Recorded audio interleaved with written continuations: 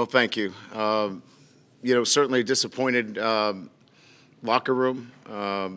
I think I'm probably more disappointed about the fact that I don't get a chance to see these guys, many of them, as they move on and graduate, because it's just been an incredible group of guys to be around on a day-to-day basis. What they've committed to and sacrificed to be playing this year.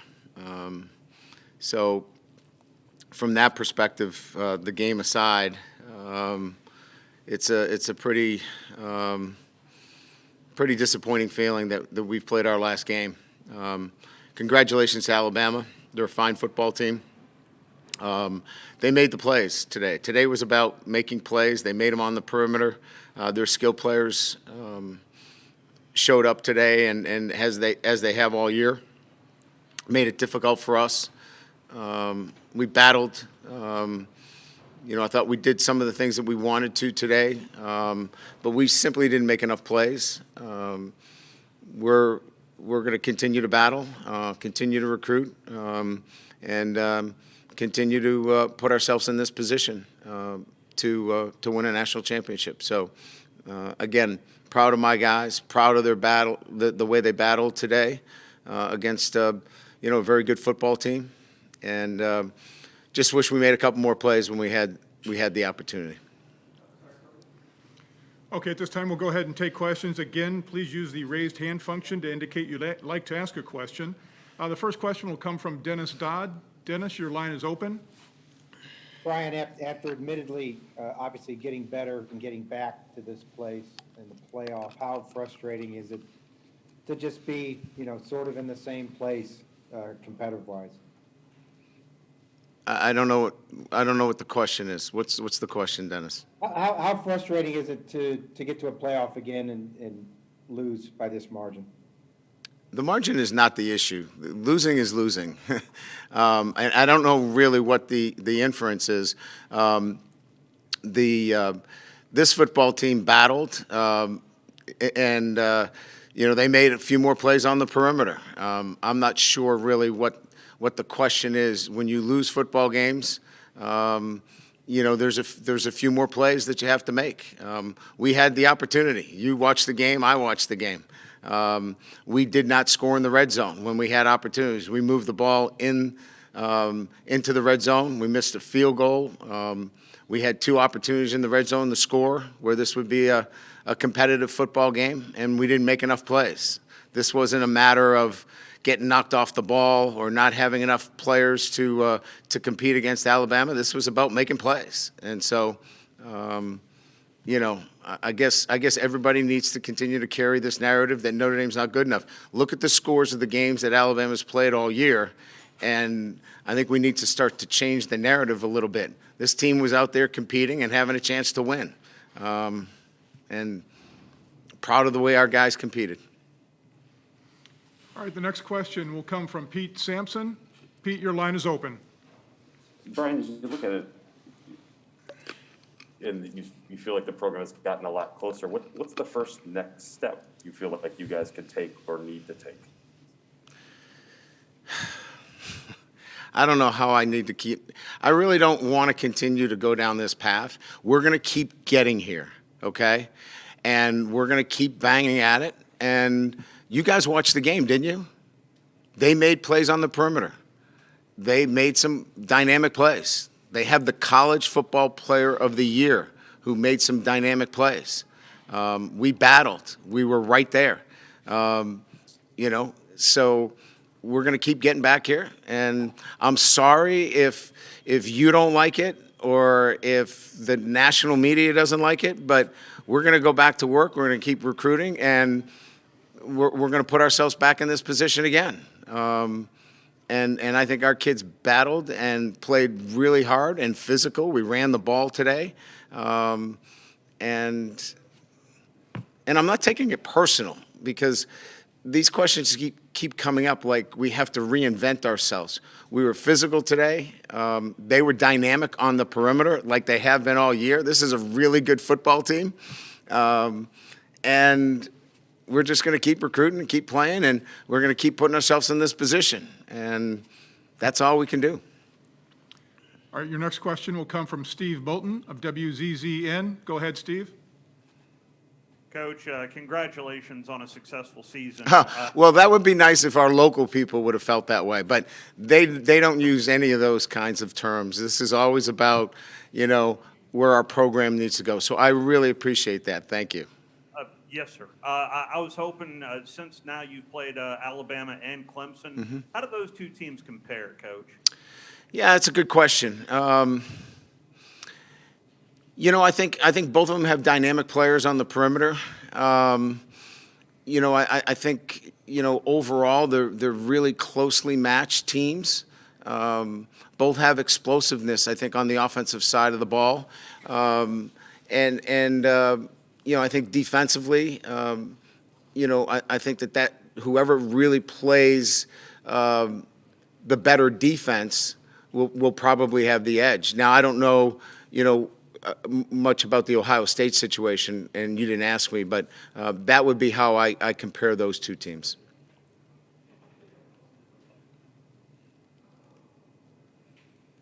Okay, your next question will come from Tyler James from South Bend Tribune. Go ahead, Tyler. Brian, at the end of the second drive, Ian Book had a QB run on 3rd and 7. Was there a consideration of going forward on 4th down, and did that impact that 3rd down call at all? Which one are you referring to, Tyler? What quarter are we talking about? First quarter. Oh, first quarter? Yeah, it's just past midfield. Oh, yeah. I think we were being, probably from an analytics standpoint, we took the suggestion of analytics in the first and second quarter relative to field position and pitting the field position. So I think I reacted off of what our analytics had called in that situation. Okay, the next question will come from Austin Huff. Brian, if this is indeed the last game for Ian Book, what do you think of his legacy is with the program? Obviously, most wins of a starting quarterback, but what do you hope people remember Ian Book for, I guess? He's a winner. He's won more games than any quarterback in Notre Dame history. Period. End of discussion. The guy's a winner, and we're going to miss him. He just wins football games, and there is no other story. Just a winner. All right, your next question will come from Patrick Engel, Blue and Gold Illustrated. Go ahead, Patrick. Brian, on the interception to Mayer in the third quarter, what did you see on that play, and how do you feel like that kind of swung momentum a little bit? Yeah, Ian got flushed out of the pocket and just needed to put a little bit more on that. He kind of floated it a little bit. I think if he had another shot at that, he probably would have put, that would have been a fastball instead of, a level 2 with some touch to it. I think he felt like he was in a better position than he was, and a good play by Alabama in that situation. But, yeah, it's one of those where, he's trying to make a play. And I told him, I said, listen, I don't fault you at all for trying to make that play. I just think the selection of the type of throw in that situation, and he gets it. I mean, he's trying to make a play in that situation. All right, your next question will come from Tim Prister. Tim, go ahead. Brian, as you said, you ran the ball in the first half and you possessed the ball. Did you feel like taking a few deep shots would hurt your ability to continue to possess it and control the clock and control the running game? Yeah, it's a slippery slope, Tim. I respect the question, and I think it's a good question, and that's what we're talking about all the time, right? In terms of taking the shots versus possessing the football. We felt like we were going to be able to control it as we had with some of the spacing throws that we had, and then trying to get it set up. And then we lost Tommy there on some of the 13 personnel throws that we had set him up for, which kind of put us back a little bit. So, yeah, I mean, we're Tommy and I having that conversation virtually every drive as to when we wanted to take our shots. And, we had to balance that with ball control and limiting possessions. All right, next question will come from Douglas Farmer. Douglas, your line is open. Brian, to follow right up on that, what was your thoughts of Kyron's performance today? He had, I think, 24 touches. It got away from him a little bit, but that may have been a result of the scoreboard as the game went on. What did he show you, especially in the first half? Yeah, I thought he was solid tonight. I think he played the way he's capable of playing. I think he would admittedly tell you that, he's probably not in his zone against Clemson, but this was the Kyron Williams that we had known to see, for 10 weeks during the season. Caught the ball out of the backfield. He ran tough. He was physical, protected well. He was a complete back tonight, and I thought he was really good today. All right, next question will come from Pat Forty. Go ahead, Pat.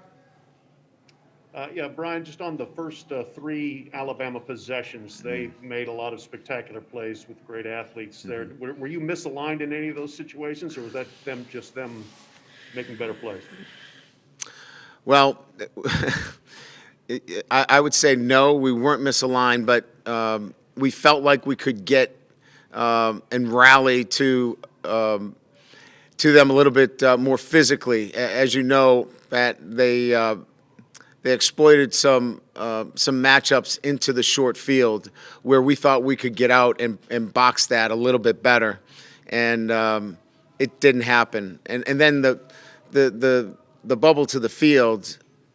Essentially, what happened, I will just be clear with you, is that we were a little tentative. We shut our feet down, and you can't do that against highly skilled players. You have to be aggressive and attack those skilled players in space. If you shut your feet down for a second, they are gone. Now, we got better at that and started to swarm to the football better, but it put us in a hole early on by not being decisive and aggressive on some of those boundary throws, and then the one that got outside Lewis to the field. All right, next question will come from Mark Skold, WNDU. Go ahead, Mark. Hey, Coach, what's the latest on Tommy Tremble's status, and how do you think that his injury impacted the game once he was out? No ligament damage, no fractures. He had an MRI and an X-ray. He's good to go. Ankle sprain. Tommy's an important part of our offense, but we've got to be able to overcome it. But the margin is very fine when you lose an important piece of our offense. But again, we had other guys step up. I thought Mike Mayer was an absolute beast tonight. The way he competed for every pass that was thrown his way. We just needed more firepower, quite frankly, and we just came up short with the firepower. That's it. There is no other wider story than we just came up a little short with making a few plays, and they made a few more plays than we did today. Your next question will come from Mac Engel, Fort Worth Star-Telegram. Go ahead, Mac. Coach, I know you are probably tired of this narrative, and it's not necessarily a Notre Dame specific thing, but does college football have a top-end talent issue between 1, 2, and 3 and the other teams in the top 10? Look, we beat the number 1 team in the country. Now, people will say, well, the quarterback wasn't there. Still, we feel like we're really as good on any given day as a top team in the country. There's certainly a few teams that have a couple more weapons that can be explosive, but you don't necessarily have to walk around and be the best team every week. You just need to be the best team on that given day. And I think there's more than just 2 or 3 teams that can be the best team on that given day. And I think that opens it up to more than just 2 or 3 teams. So I would say that we're both right. I would say that you're right in assessing that there's 2 or 3 that have prolific weapons and more than some. But I think that there's enough balance with those other teams and Notre Dame would be one of those included, that have enough to beat you on any given day. All right, next question will come from Anthony Tautry. Go ahead, Anthony. Coach, you guys have some premier talent. You've also played some of the best players in the country week in and week out. A bunch of Heisman finalists, Devon Smith, Mac Jones, Trevor Lawrence. I'm curious, after playing all of these guys in big-time games, if you had a Heisman vote, where would it go?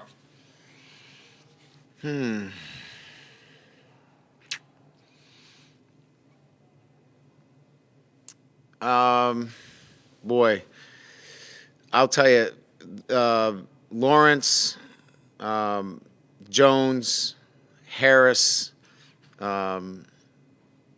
Smith, those 4 guys, they influence the game in a manner that you could make the case for any one of those. Are those the finalists? Those are the 4 finalists.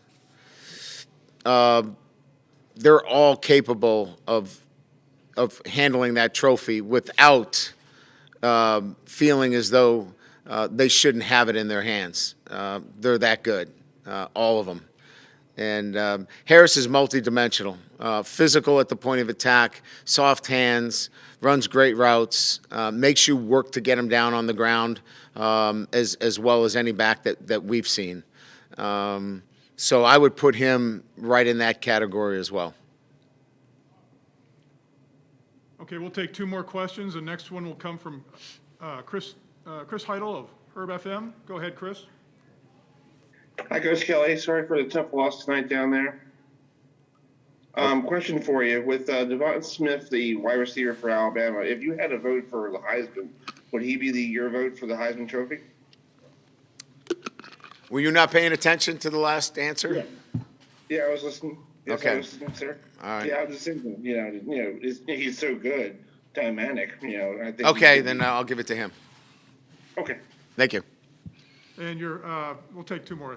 Next question will be from Austin Huff. Go ahead, Austin.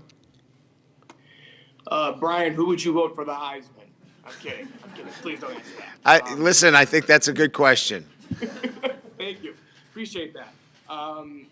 You keep on reiterating the point about Alabama just made more plays in the game. For you, where do you guys have to go to maybe get players that can make those plays in these big games to get over the hump? Is there something recruiting-wise, there's player development? I'm just kind of curious, what is the next step? I know Pete kind of asked that earlier, but what is the next step to get those playmakers in the program, I guess? You guys are killing me. Big games. You mean when we play Alabama and Clemson, right? Those are the big games. Those are elite, talented teams that have elite players. I just mentioned 4 players that are going to be vying for the Heisman. When they're on the perimeter, nobody has shut them down. Tell me who has tackled those guys. Everybody's got the same problem that I do. It's tackling those guys and getting them down. And it's the same issue. I don't have a unique problem at Notre Dame. I think you need to look at the scores that everybody played against Alabama and Clemson. Everybody's got the same issue. So we're going to keep recruiting. We're going to keep getting back here. And everybody can keep saying, Notre Dame's not good enough. Well, you know what? You're going to have a problem because we're going to keep winning games. We're going to keep getting back here, and we're going to break through. And then I am going to be terrible to be at a press conference with. Terrible. And your final question will come from Angelo DiCarlo. Go ahead, Angelo. Oh, this is going to be easy. Coach, following up on that, with the firepower aspect that you mentioned, does that mean, and the fact that you're saying, hey, these guys have the elite talent, can Notre Dame get to that elite talent pool, or is that just the obstacle that you face being with academic standards at Notre Dame, that you're just going to be in that uphill battle to get to that level of Alabama and Clemson and where they're currently at?